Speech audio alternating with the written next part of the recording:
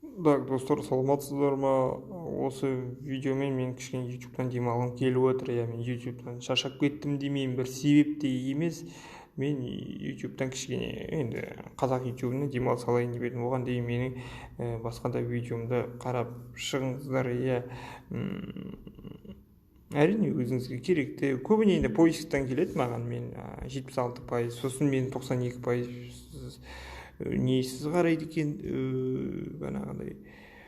Бірақ онда ешқандай себеп жоқ. Мене перегорел деген сияқты. Мен 1,5 ай демалыс алам ютубтан, ол деген бір ай, сосын тағы да 15 күн кішкене былай новым силам дейді ғой. А былай дым шаршаған да жоқпын, дым себеп те жоқ былай айтқанда.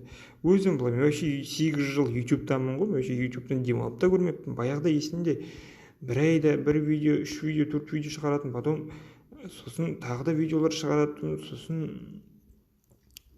в общем мен демалыс вообще алып көрген жоқпын ютубтан. Сондықтан мен қуанар едім, сіздер қолдап кетіңіздер. Осы видеоны лайк басып кетіңіздер, еңбегімді бағалап кетіңіздер. Әрқашан еңбегімді бағалап жүрсіздер, мен рахмет. Лайк саны таңғалам, лайк мощный ғой.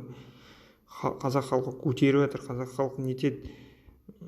Негативный пікір де жазылмайды ғой. Бір адам жазады негативный, хотя ол вообще не. В общем, мен постоянно жазғасын, ол менің нем, дұрыс сын ретінде қабылдаймын, постоянно жазады.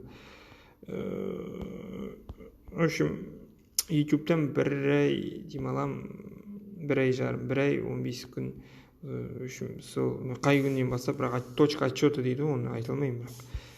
Осы видеоның соңынан бастап қой. Осы видео